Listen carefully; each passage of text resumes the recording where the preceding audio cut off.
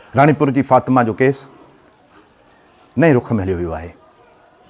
Police जी रवायती लापरवाही ऐं सियासी असर रसूख़ जे करे हिन केस जा मुख्य सहूलियतकार आज़ादु थी विया। उन जी आज़ादी जो सबबु कहिड़ो आहे? कंहिं उन्हनि खे आज़ादु करायो? छा फातिमा जो केस लुड़ी वेंदो? मां आहियां तव्हांजो हैदर मला ऐं तव्हां ॾिसी रहिया आहियो यूट्यूब ते चैनल मज़ामत। रानीपुर में बेदर्दी सां क़त्ल थियल फातिमा जे केस बाबति नवां अपडेट अची विया आहिनि ऐं इंतई ॾुखोईंदड़ सूरताल पैदा थी वई आहे।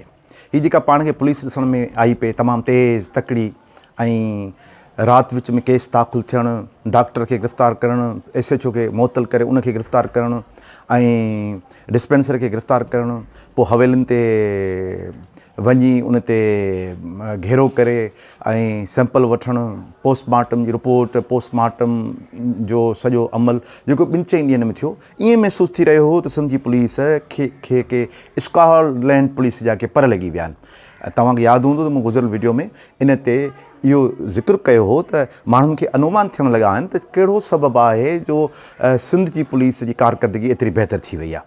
पर सिंध पुलिस जी कारकर्दगीअ जा नतीजा हाणे पंहिंजे साम्हूं अचणु शुरू थी विया आहिनि। ताज़ा अपडेट्स इहे आहिनि त फातिमा फ्रोडो जे क़त्ल में सहूलियतकारी वारो किरदारु अदा कंदड़ SHO ऐं MS ऐं डिस्पेंसर, जेको डिस्पेंसर डिप लॻाए रहियो हो फातिमा खे, उन टिन्ही खे राति आज़ादु कयो वियो आहे।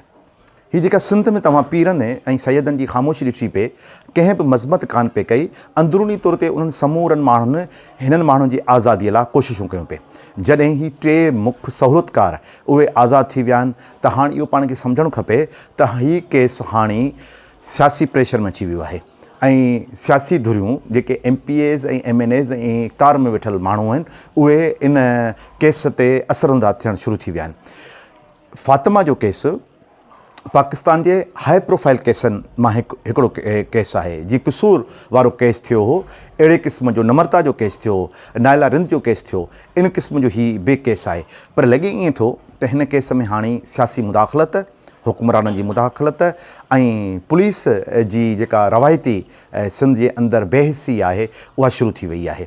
जॾहिं मुख्य सहूलियतकार उहे आज़ादु थी वञनि ऐं उहे पंहिंजे घरनि ॾांहुं महफ़ूज़ जॻह ते हलिया वञनि ऐं उन्हनि खे छॾियो वञे, आज़ादु छॾियो वञे, त तव्हां सम्झो था त फातिमा सां इंसाफ़ु कहिड़ो थियण वारो आहे।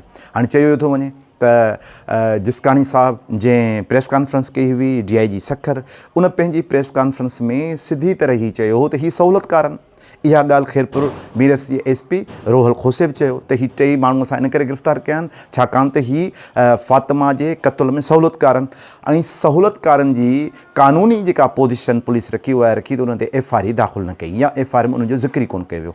नतीजे में जेका पीपुल्स पार्टी जी जेका रवायती जेको तरीक़े वारदात हूंदो आहे उनजे MP MNAs जो कोर्ट में पटिशन दाख़िल कई वई, जज ज़रिए थाणनि ते छापा हणाया विया ऐं जेके सहूलियतकार हुआ उहे आज़ादु थी विया।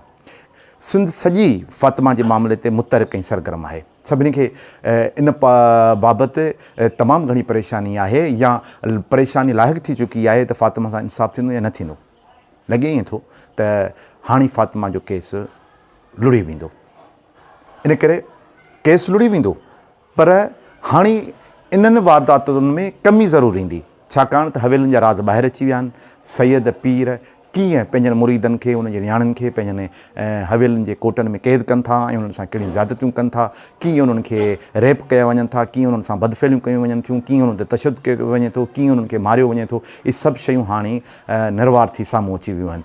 इन करे हिन जदोजहद खे अञा वधीक तेज़ करण जी ज़रूरत आहे।